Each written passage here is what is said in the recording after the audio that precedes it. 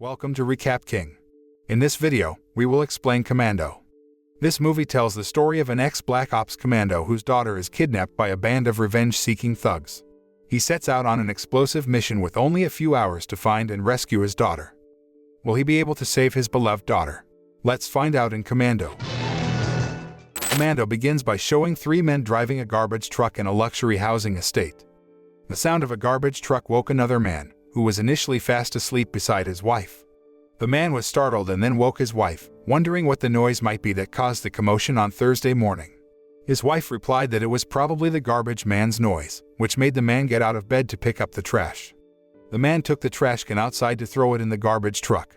But unexpectedly, two men in the back of a garbage truck took a firearm and shot the man to death. The next scene shows the same black man, who is in a car showroom this time. The man listened to another man, who explained about the Cadillacs. The man apparently intended to buy a Cadillac and went inside to try it out. Then he started the car engine. But before the salesman told the price, the black man stepped on the gas pedal and started the car. He hit the salesman to death. Next, the scene moves to a port. A man is seen walking and getting into the ship. Meanwhile, there was already another man who continued to watch him on the ship. There is also a black man who has committed 2 murders in the previous scene. As the man entered the captain's room and steered the ship away from the stern, the black man pulled out a remote control. As expected, the black man had planted a bomb on the ship which exploded as soon as he pressed the button on the remote control. The ship exploded, killing the man on board. On the other hand, in a remote area in the mountains, a man spent his days in peace. The man is Colonel John Matrix, who is a former United States Army Special Forces. Matrix spends his days chopping down trees, using the wood to build small huts. He did not live alone in the cottage, but with his daughter, Jenny. They live happily and peacefully. Matrix teaches Jenny self-defense and also accompanies his little daughter to eat ice cream.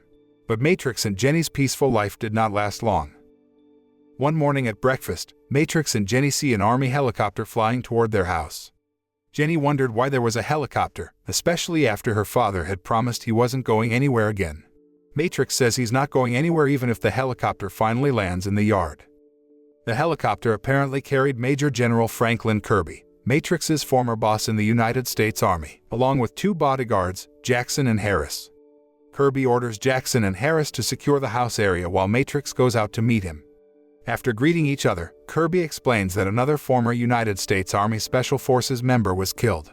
The 3 men killed at the beginning of the film, named Lawson, Forrestal, and Bennett, appear to be Matrix's subordinates in the U.S. Army Special Forces. After completing a war mission, members of the U.S. Army Special Forces are given a new identity to avoid the enemy. But Kirby suspects a leak about the identity, so they are killed. The killer is also difficult to guess, considering they have enemies in many countries. For that, Kirby promised to immediately find the perpetrators of the murder, and meanwhile, he will put Jackson and Harris as guards. Just as Kirby's helicopter flew away, out of the bushes, a gunman emerged. The man immediately opened fire on Matrix, who swiftly led Jenny into the house. Harris has been shot and killed while Jackson, Matrix, and Jenny managed to take cover. Matrix asks Jenny to hide in the room while he goes to the warehouse to pick up the weapons. In the room, Jenny was hiding under the bed. Meanwhile, Matrix runs to the warehouse to get a gun and rifle. But apparently the enemy knows where Jenny is hiding, and when Matrix opens the door of the house, Jackson has been shot dead. Inside the house, a man is already sitting waiting for Matrix. The man says that Jenny is fine but her safety depends on Matrix. He says they have business with Matrix, and if he wants his daughter to be safe, Matrix must follow their word. 2 cars seem to have taken Jenny out of the house. Matrix refuses to comply and shoots the man right between the eyes. Without wasting time, Matrix then intends to chase the 2 cars carrying Jenny. Unfortunately, his car had been damaged, so he was forced to push the car off a cliff to stop the other 2 vehicles. The effort was successful. Matrix overtakes both vehicles and forces the criminals to stop their cars. Unfortunately, Matrix was disabled. The surprise occurred when a man, Bennett, came out and pointed a gun at Matrix. Bennett didn't seem dead. Instead, he intends to avenge Matrix and shoots him with a tranquilizer. Matrix wakes up strapped to the table. A group of men surrounds him. Among them is Arius, the former dictator of the United States who has killed and tortured many people. Arius apparently wants to be president of Valverde. For that, he assigned Matrix to assassinate the president of Valverde, President Velázquez, who strongly believed in Matrix, which made him a hero of the revolution. Arius said that Matrix could approach President Velázquez to kill him. Arius and Bennett threatened to kill Jenny if Matrix doesn't kill President Velázquez.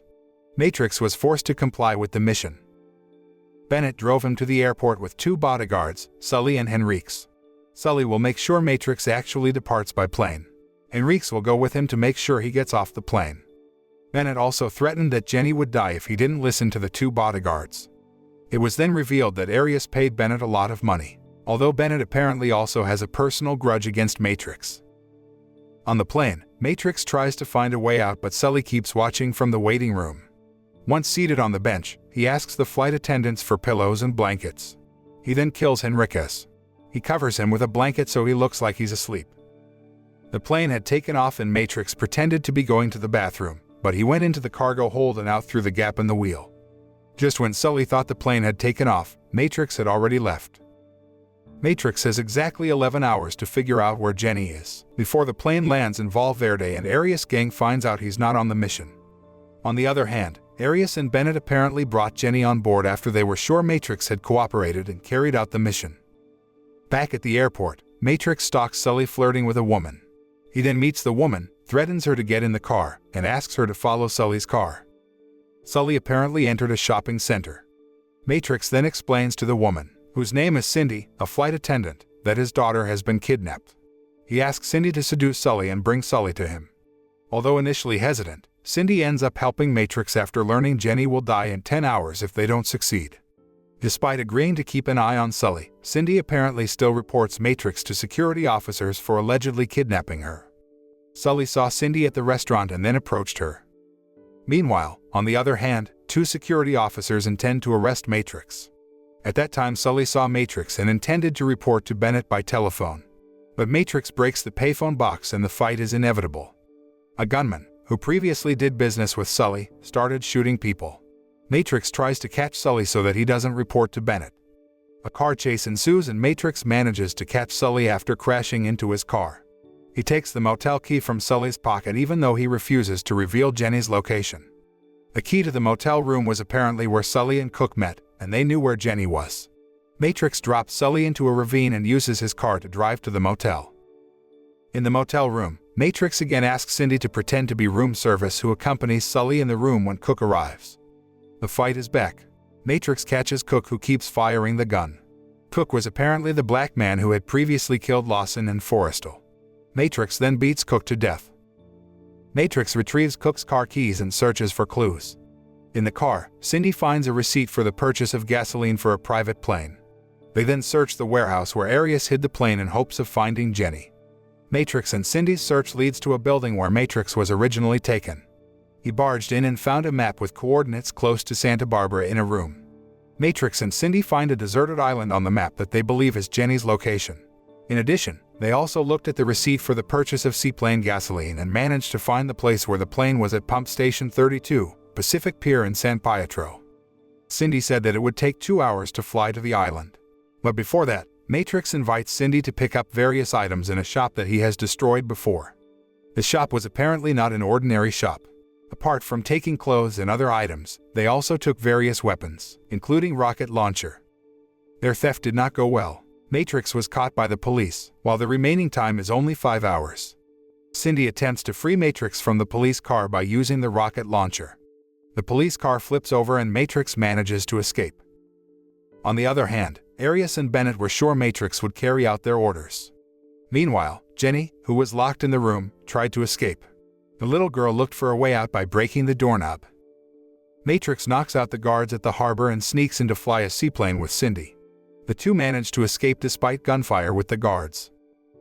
Meanwhile, Kirby learns of Matrix and Cindy's gun robbery and asks his subordinates to watch all police, aviation, and marine channels. Kirby seems to understand what Matrix's mission is.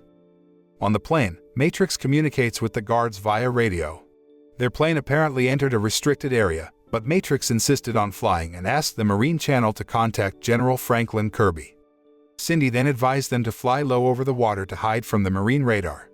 The effort was successful. Their plane was not detected on the guards' radar. Meanwhile, Jenny used the doorknob to break through the window. Bennett then tells Arius that Matrix will be after him, whether he gets his daughter back alive or dead.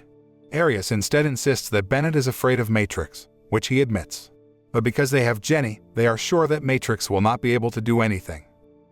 On the other hand, Cindy and Matrix's seaplane successfully lands on the water. Along with the plane that was supposed to be flying, Matrix has also landed in Valverde and revealed the death of Henriques. Before leaving the plane, Matrix messaged Cindy to code Commando, Matrix, and code Red in case of danger. He then used a boy to get to the island. Once on the island, Matrix prepares all the weapons. He tried to sneak into Arius' headquarters, of course by passing many guards around the house. At that time, officers in Valverde called to inform Arius and Bennett of Henrique's death and that Matrix was not on the plane. Arius then orders Bennett to kill Jenny. As Matrix battles the guards and blows up several other buildings in Arius' base, Bennett goes into the room where Jenny is locked up. But Jenny had escaped through the window that had been broken into. Bennett chases after Jenny, while Matrix still tries to fight off the hundreds of sentry soldiers. He uses a rocket launcher to blow up the guards even though more soldiers are chasing him. On the plane, Cindy tries to send a message to General Kirby. Fortunately this time, General Kirby got a message from Cindy. Matrix's attempts to break into the base weren't difficult at all. Hundreds of guard soldiers continued to shoot at him even though he had thrown grenades and killed them one by one. He eventually managed to get into the warehouse at the base, although he also suffered a gunshot wound to the stomach. The warehouse was again hit by gunfire from the guard soldiers, but Matrix managed to defeat and kill them more ruthlessly. On the other hand, Jenny ran into a burning room in the basement and was followed by Bennett. Matrix manages to get into the house and find Jenny. Arius, who had been spying on Matrix, then opened fire on him, which he responded with consecutive shots. A gunfight between the two was fierce until Matrix managed to shoot Arius and kill him. Matrix hears Jenny's voice calling him from the basement of the house. He chases after his daughter, who is apparently hiding from Bennett's pursuit. Unfortunately, Jenny is caught by Bennett, who shoots Matrix in the arm. Matrix challenges Bennett to release Jenny and kill him with a knife. Sure enough, Bennett let go of Jenny and even threw away the gun he held. He was confident he could beat Matrix in a one-on-one fight, with both wielding knives. Matrix manages to push Bennett down and release his knife in the fight. They then fight hand-to-hand, though Bennett grabs the iron rod and beats up Matrix. The combat action becomes dangerous when Bennett pushes Matrix into the kiln. But Matrix managed to turn things around, even pushing Bennett towards the power lines. But Bennett didn't just lose. He beats Matrix back before grabbing the fallen gun. Before he managed to pull the trigger and shoot Matrix, Matrix had already stabbed him with a steam pipe. Bennett cursed miserably with steam escaping from his chest through the pipe. Matrix manages to save Jenny, and thanks to Cindy's message, General Kirby reaches the island with a troop of soldiers.